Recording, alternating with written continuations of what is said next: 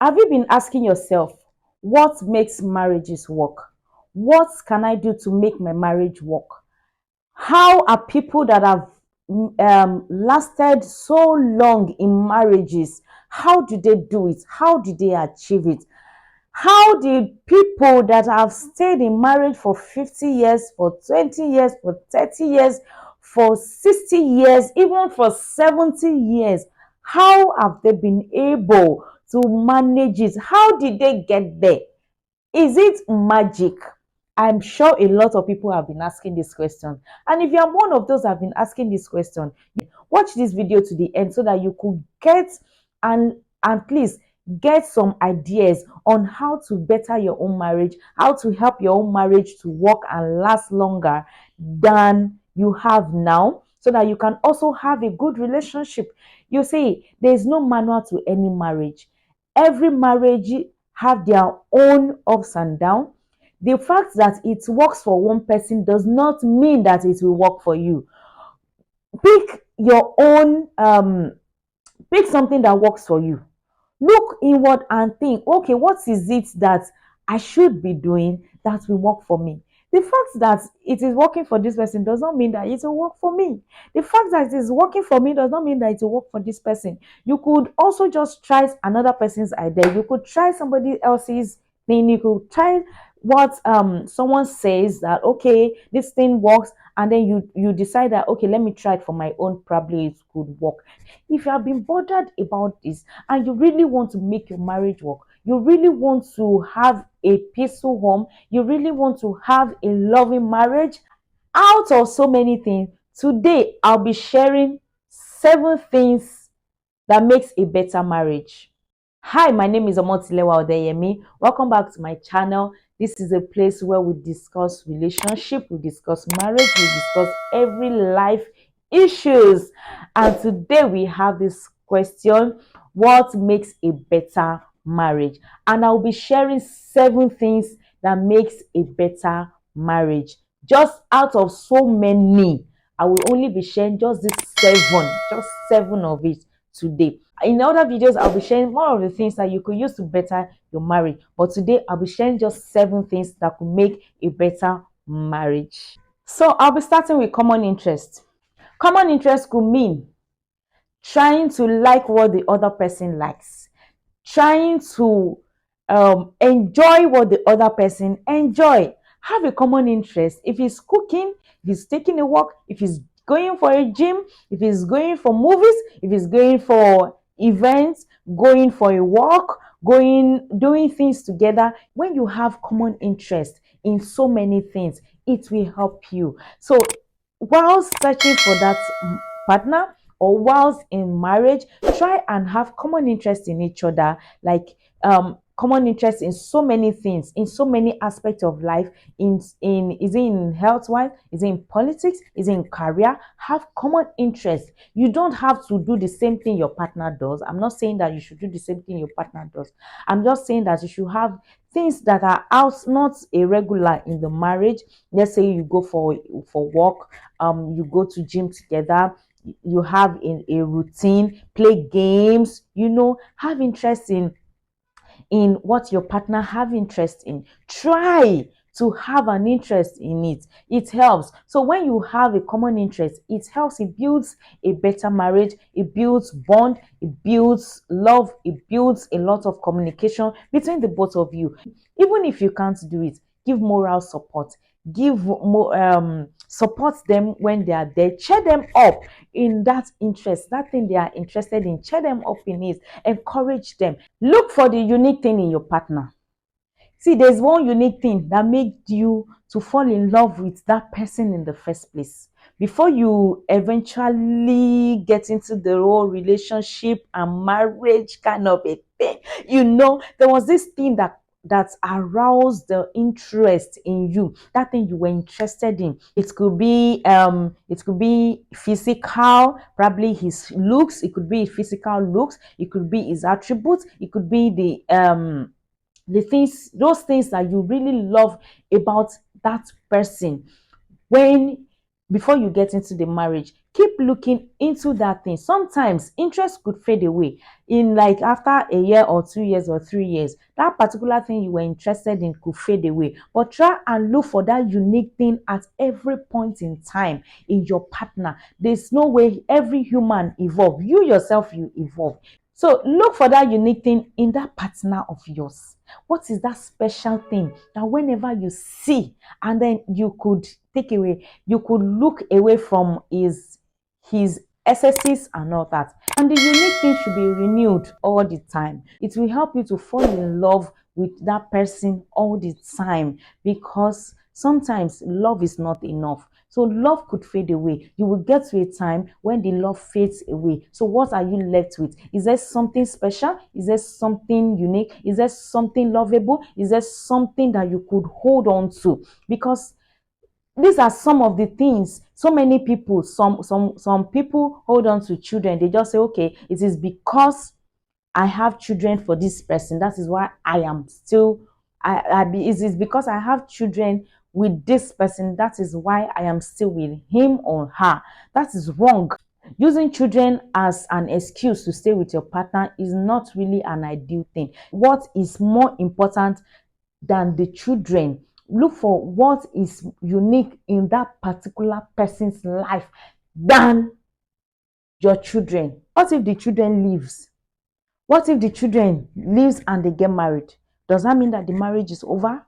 So you need to have something that is more special to you, that you see in that partner every day, that will make you to stay. Learn to manage conflict. Now, conflict is a normal thing in every marriage, every relationship. You have conflicts. You cannot do without having conflict in every marriage or every relationship. That is bound to happen. That is a normal thing. So, but the thing now is, how do you manage these conflicts whenever they come up? Learn to manage conflicts. Learn to resolve issues. Avoid third party in your marriage. Avoid other people's opinion in your marriage. Avoid other people's take. What other people think about your marriage, what other people have to say. Call yourself, sit down and iron things out. Learn to stand together and think together and sort issues out. When you have issues, sit together, apologize when it is necessary. Apologize all the time to your partner. I am sorry has not killed anybody, and it will not start now. It will not even start from you. So learn to apologize when you are wrong, when you've done something wrong. Instead of allowing the matter to escalate, and then you involve third party, fourth party, fifth party, family members, friends, people that hate you, people that don't like you, people that love you. You involve them in your marital matters. At the end of the day, this marriage will not work, because you've opened the door for external party to feed yourself, to feed you people with things that you are not even supposed to allow in the first place. So you need to learn to resolve conflict between yourselves. That is one of the major things. Well, that is one of the things that you can do to help yourself and to help yourself in the marriage. Don't let the children know when you start having issues. Some parents will involve their children, will call their children and start telling their children, this is what your father did, this your mother did this. They don't, you are messing up the head of that child. So you should be able to sort it out between yourself. It is a marital thing. It is both of you. You should sort it out yourself and stop involving any other person, either your children, your parents, your friends, your family, your well-wisher, your pastors, or anyone. Avoid third party. Learn to resolve it on your own. It is only when it has now gone out of hey, that is when you could now speak to someone that you know that could help. Not just, there's a difference between speaking to someone that could help and just wanting to talk and tell people about your marriage or your relationship, telling them this is what my partner has done, this is what some people have the habit of every little thing they pick their phone and they call friends and report and do this and this. It is wrong. By the time you do that, they start feeding your mind with negative things about your partner. Focus on each other's strengths. Find out that thing that your partner has a strength in that you don't have. Sometimes it does not mean that that person is better than you, or you are better than that person because you know something better than the other person. The fact you can be good in this aspect and the person is good in the other aspect does not mean that they are bad or they are dumb. Focus on their strengths, know what works for you and know what works for them. You see, in this aspect, let's say for example, you know calculations a lot and your partner is not good in calculations. You know how to draw budgets, you know how to handle accounting and all, and your partner does not. Your partner just want to speak grammar and all that. So know their strengths. Know that, okay, this person that loves to write or speak grammar and do all of this person should be in charge of anything whenever we want to write things and all that. But when we come to the other aspect, you take care of the budgeting of the house. I know that a lot of people have this ego thing. When you come to them because of your strength in this aspect, you have a strength in a particular aspect, and you try to tell them that no, this is not how it is supposed to be done because this is what you know. They don't want to listen because they feel threatened. They feel like you want to act like you know better than them. So learn to have an open heart.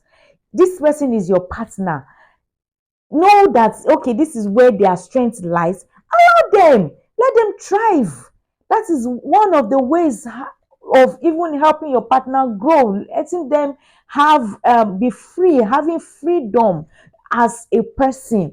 When you allow them to flow and to be free and to help in the little way, in the best way that they could help in that in your relationship, not like you're being threatened. You don't have to be threatened by your partner. Why should you be threatened by what your partner could do?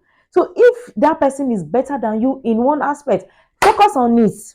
If you know that this person is better than you when it comes to probably budgeting of the house, let that person handle anything that has to do with that.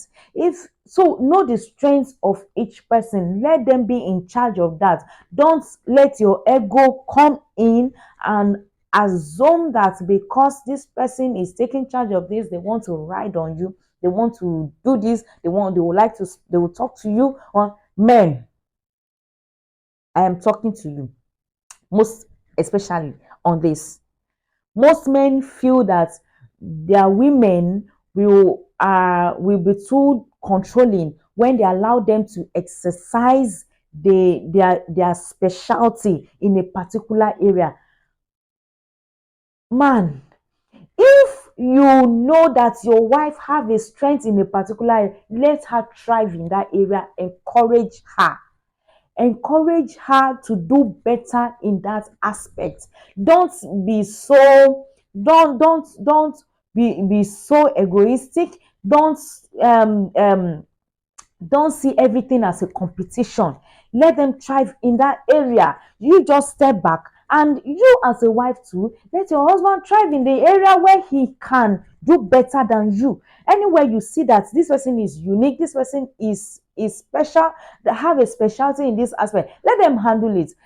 Sometimes in the home, it could be that it is the man that is a better manager when it comes to money. Let him be in charge of the finances of the house, so that you know that you cannot handle finance, so that you don't misspend. Guide yourself on how to handle that. If you are the one that knows how to take things, to plan and all that, be in charge of the planning of the home. See, life is easy. Everything, just make everything easy. Don't choke everything. Don't be too boxer. Don't allow your ego to step in on any situation. When it comes to the home is for both of you. You should run it together. So don't allow your ego to step in or to come in at any point in time. Make sure that you allow your partner to thrive in the area when they are where they are good at. If they're good at a particular area, it is an opportunity for you to strengthen. If you want to learn, you can also learn from them. Don't say, because my partner knows about this, my partner is good in this aspect, I'm not going to learn from him, I'm not going to learn from her. It is disrespectful. I don't know who else you are going to be vulnerable around if not for your partner. So learn, allow your partner to thrive in the area of their specialty. This will also help the marriage. It will help you have a better marriage. Everybody will bring their own aspects together. Imagine in a company you have the HR department, you have the accounting department, you have the admin department, you have different departments in a company. Why can't you say, okay, let's say you are there and you are the accountant, you are in the finance department, and would you want to also be the HR? No. So let everyone thrive in their own aspect. That is the same thing. Bring the same thing to the home. Let everyone thrive in the area of their own specialty. That is one of the ways where you allow your partner to be themselves and you have an enjoyable marriage. Don't expect your partner to complete you. You see this thing, it has caused a lot of things, a lot of problems in the home, because the idea is, I want to get married to this person because he completes me, because she completes me. It is a very wrong statement to make. Let your partner compliment you instead. See, nobody can complete you. There's no way anybody on earth will complete you. You are the one that will complete yourself in your own self. Your partner is only there to compliment you. Be secure, be matured, and be whole in yourself while you're open to other person. Make sure you nurture your desire and your interest in yourself so that you don't start looking for another human being that will complete what is missing in your life. This is the problem. This is this issue that a lot of people make. They tend to look for that thing that is missing in their life. They tend to look for that thing that they cannot achieve on their own, and they look for a partner, another human being that will achieve that for them in their own life. This is the mistake a lot of people make, that make them to run into marriages, because they just find out that I am not good. Let's use cooking. I am not good in cooking. And now I've found a partner that is good in cooking. And then the next thing, they jump on the marriage because of that. Remember one time you could eat a food elsewhere and you enjoy it. Are you going to leave that marriage and go to that person too? So be contented in yourself, be secure in your own self. A lot of people today, a lot of women, they marry men because, okay, fine, they don't have a job, they don't have money. They marry another man because he has money, he could fend their finances, he could help them with their finances. That is why they are in the marriage. Not because of any other thing. They are just in that marriage because he could help them financially. Why can't you work for yourself? Why can't you make your own money so that you will also feel completed in yourself? You will not be looking for a man that will spend money on you, will complete you, will bring money in your life, looking for something or money in another human. So you just rush and jump into that marriage because of money. It is wrong. Be attracted to your partner. Physical attractiveness is much more deeper than looks. A happy marriage is much of a connection that is more than looks and the major physical things that you see. Physical and emotional attractiveness is much important. It's even deeper than just the look of that person. Happy marriages are based on sense of connection. So when you connect with that person, they are based on sense of what? Connection. So when you are connected with your partner, you connect emotionally, you connect physically, you connect on all aspects. You could even you find out that you could easily tell even what your partner is thinking or what they are going through, because you are connected to them in one way or the other, in one aspect or the other of their life. So emotional connection, physical connection, connection, attraction in other way. When you are attracted to your partner, it helps a long way. It goes a long way. You always want to be around that person. You always want to talk to your partner. You always want them to be in your life. Whatever you do, you always want to be there. You want to touch them, you want to kiss them, you want to hold them, you want to romance them, you want to sleep on them, you want to sleep on their chest, you want to be with them. That is where, if when you're attracted to them. And lastly, I'll be talking about spiritual connection. You have to pray together, worship together, because a prayerless home will break. You cannot have a marriage that is just based just like that. You have to have a spiritual standing, spiritual backing with prayers. So you need to pray with your partner all the time. Prayer helps marriages. Prayer, connection, communication with God. You have your prayer points. You pray together with your partner at all times. It helps you. So spiritually, you have to also come together, and it will also help your marriage. Thank you for listening to me today. If you have not subscribed to my channel, please do well to subscribe to my channel. Turn on the notification bell so that you will be the first person to get a message from me whenever I post any videos, so that you could watch my videos. Thank you. I'm glad that you love my video. Please share your comments in the comment section. Let me know what you feel and what your thoughts are on this video today. Thank you. I'll see you in my next video. Bye.